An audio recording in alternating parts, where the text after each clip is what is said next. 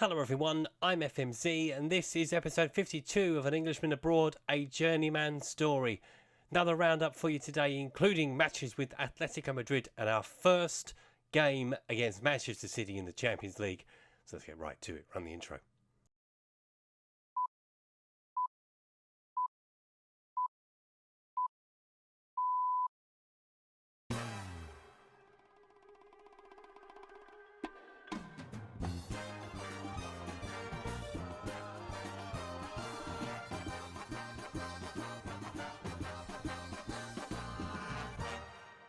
One bit of news coming out of the end of the transfer window. As you can see, it's the 8th of February now. The transfer window has closed. We have not made any additions to the squad. But Dani Carvajal has gone to Juventus for a fee eventually rising to £48 million. Now, Hakemin has had an amazing season at right back. Dani Carvajal has not had a sniff of getting in our team. So when the opportunity came for him to go, he wanted to speak to Juventus. Obviously, it's a club that I know. We were there last season. So he has gone to Juventus. We have kind of dealt with the situation, but we'll eventually look at it in the summer. So let's take a look at what we've done to cover Carvajal's absence. Now, we've done something I wouldn't ordinarily do. We have promoted from within. So Luis has come up from the Castilla squad. He had a good run in that team, and he's done all right so far for us in La Liga. To be fair, he's played a couple of games, as you can see, as well as one in the Copa del Rey. A 3-star player. So with what was available in the transfer window, it was easier to promote from within and have a look at it again in the summer and see where we go with another right back. Obviously, as I've mentioned, Hakemin has had an amazing season. Dani Carvajal didn't get a sniff of getting in the team. This guy will only play probably if Hakemin is unavailable, but with the potential to be a 5-star player, there is certainly something there to work with, and I didn't hesitate to promote him into the squad. So we start with the game that followed the 4-1 win over Real Betis, and it was a 2-0 win against Valencia. Let's take a look at the goals from the game. Bernardo Silva opened the scoring on 12 minutes to put us in front in this one.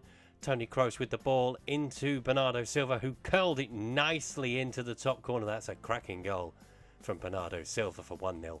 And we wrapped it up 13 minutes in time. Toni Kroos with a free kick. Lovely one into the top corner as well, as we beat Valencia by 2-0. We followed that up with a comprehensive 4-0 win in the Madrid derby at the Bernabeu. So let's take a look at the goals from the game. Romelu Lukaku striking first on 10 minutes. Good run from Bernardo Silva down the right. He kept going and going and going. Played it through to Lukaku, who rolled it into the net for 1-0. Silva himself grabbed the second goal. Miranda with the ball on the left-hand side. And a whip into the cross beyond everybody. There is Bernardo Silva at the far post for 2-0. And then Dele Alli took control. Silva with the free kick. Saved by the goalkeeper. But he turned in the rebound to Dele Alli. And in added time, we made it 4-0. Douglas Costa with the ball down the left-hand side. With a mazy little run. Rolled through to Dele Alli, who slotted in the corner for Real Madrid 4, Atletico Madrid 0. And as you can see, they weren't really at the races. Our next match saw us take a trip to Seville to take on Tenerife in the Copa del Rey semi-final. It was only the 2 this time. Obviously, we beat them 5-0 earlier in the league season. But let's take a look at the goals from this game. So it was Romelu Lukaku that opened the scoring. He is in a rich vein of form. Dele Alli with the ball initially, playing it into Gareth Bale, who rolled it to Lukaku, who rifled it into the net for 1-0. And then Gareth Bale wrapped up the win in the 55th minute. A header across goal from one of the Tenerife defenders. Bale had the simple task of tapping it in at the far post as we made the Copa del Rey final, and we'll find out who we play shortly.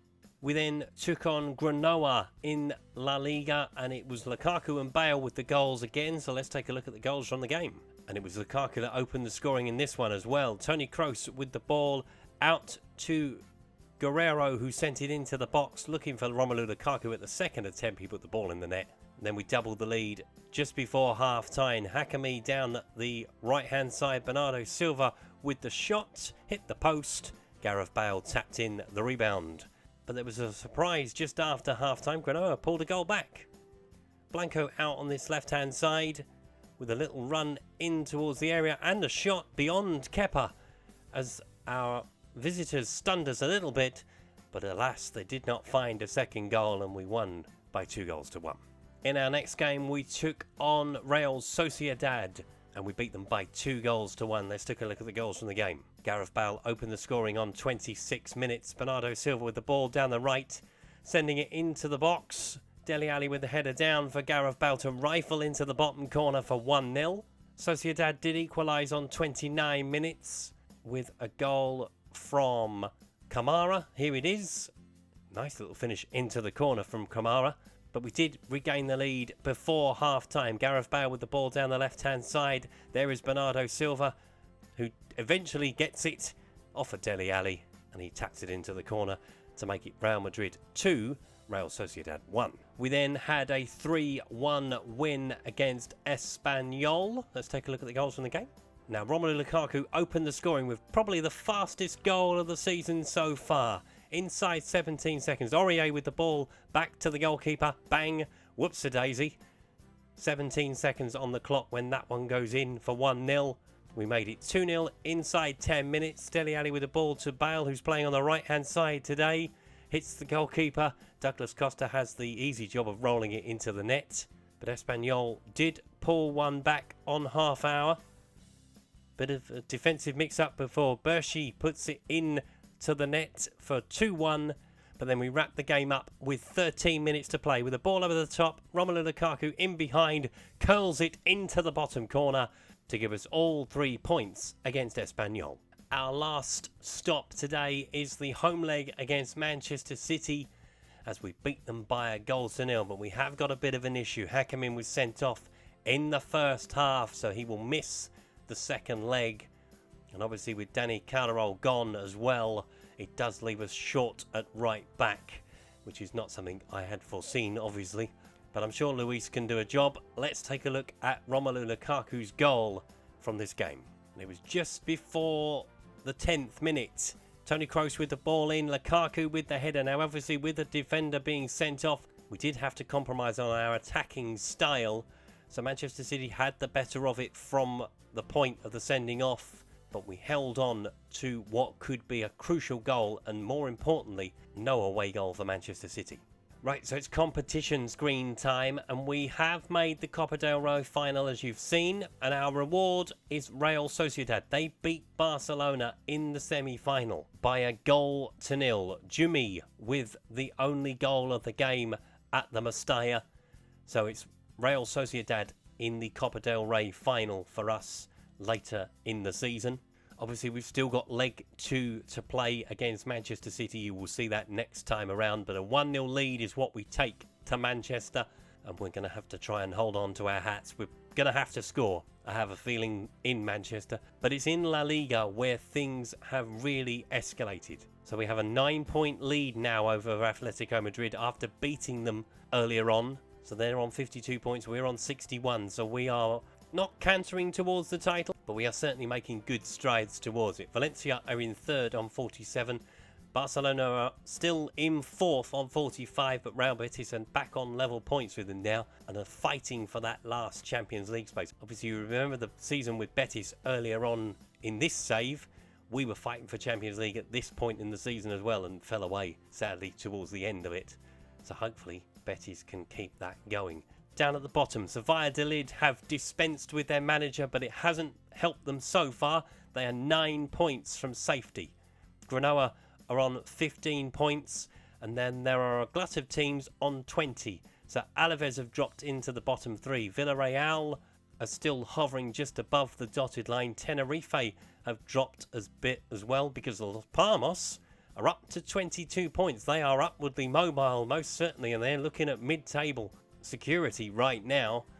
It's the clubs above them that are looking over their shoulders. So Malaga, Gijón, Vallecano, Celta Vigo, Bilbao, even Levante are still looking backwards, and they are 8 points away from the drop zone, and they're up in 9th place. So it's getting very condensed after you get to sort of Sevilla, who are on 30 points. I would imagine that them, Espanyol and Sociedad, are probably safe from relegation. But that's the tightest I've seen a league so far. Down the bottom particularly, that is really tight, and that's getting tighter all the time. Obviously, Valladolid, they're gone. I am going to call that one right now. Granoa, they're on life support. They're not hanging around for very much longer. But anything up to 9th place at the moment, they are looking over their shoulder and they're worried. We are not worried at all. 61 points. We are far and away from challengers at the moment. We are keeping Athletico Madrid at arm's length, which means we just got to keep it ticking over with La Liga, really. Obviously, Manchester City is the next priority. We need to get through that tie and make the quarterfinals of the Champions League. We have got Real Sociedad on the horizon as well. So it's going to be an exciting end to the season, whichever way you look at it. And you'll find out next time how we got on against Manchester City in that Champions League second leg. Fingers crossed we can get through it. If you've enjoyed today's video, please leave a like. If you haven't subscribed to the channel but like to do so, please click the subscribe button down in the corner. That was episode 52 of An Englishman Abroad, a Journeyman Story. I'll see you next time. Thanks for watching. Goodbye.